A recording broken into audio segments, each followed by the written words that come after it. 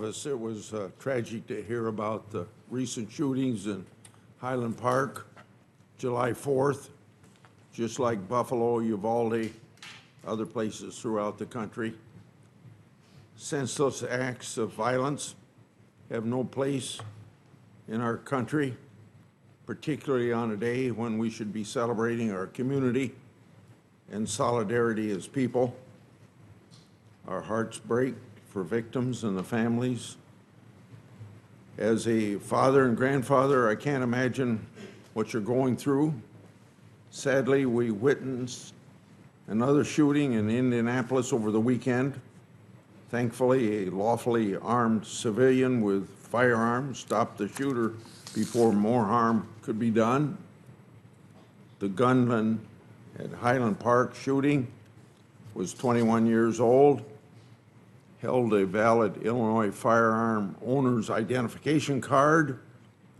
He legally purchased 5 guns in 4 different transactions, passing federal background checks each time. Yet, like several other mass shooters, this perpetrator showed numerous warning signs over the years. He had previous contacts with police. He attempted suicide.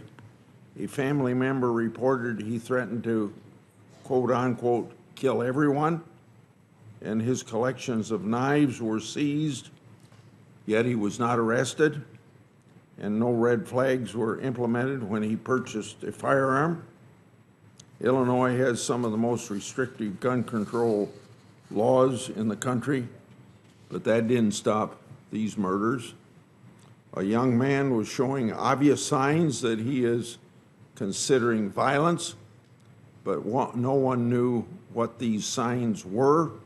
No one knew what his actions meant. No one interceded. No one stopped him. It would be easy to say that the system just failed, that the police should have done more, his family should have done more. But there actually is something that would have made a difference. We have to educate the institutions in a person's life about these obvious signs of distress, these obvious signs that a person is heading towards mass violence.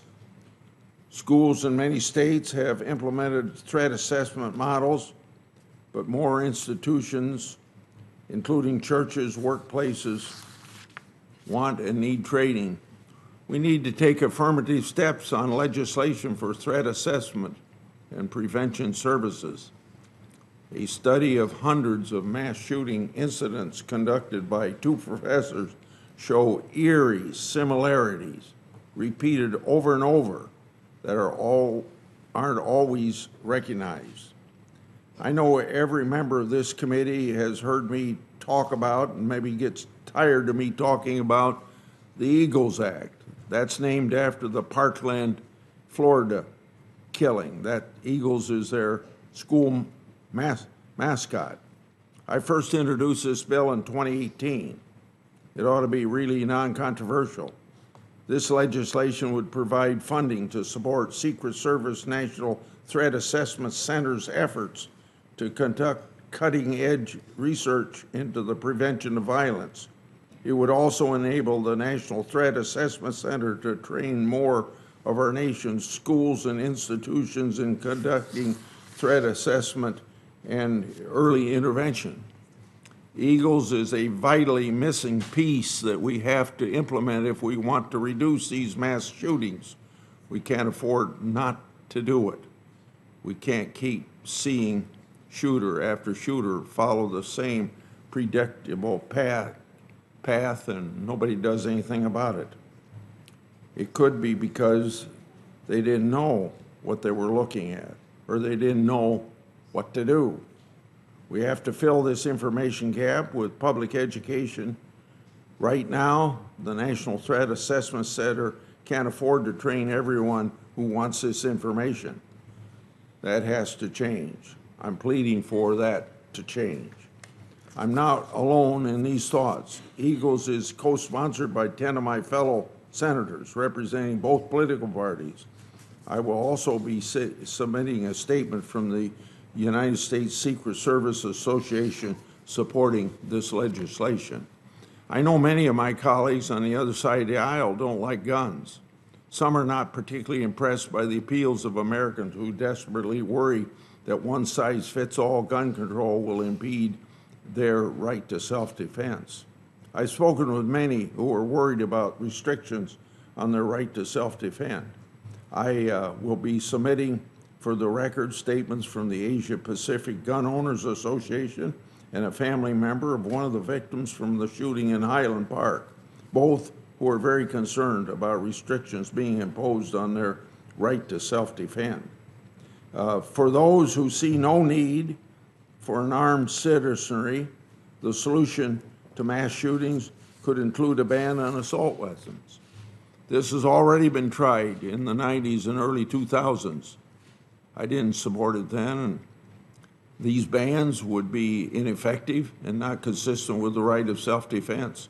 2004 Department of Justice study concluded that after 10 years of assault weapons ban, there was no statistically significant evidence that banning assault weapons reduced gun murders.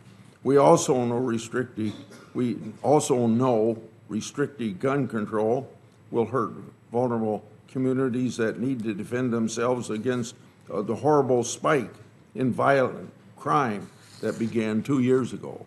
According to the National Shooting Sports Foundation, the primary trade association for gun industry, gun sales during the first half of 2020 increased year over year, 52% for whites, 59% for African Americans, 49% for Hispanic, 42 to 43% for Asians. These numbers continue to grow, and restricted gun control that only affects law-abiding citizens will affect this new population of gun owners.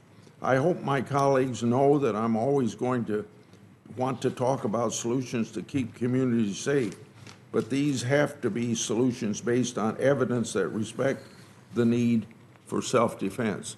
There are bipartisan things we can do, and I hope the Eagles Act will be one of them, and I hope that will be very soon. I yield.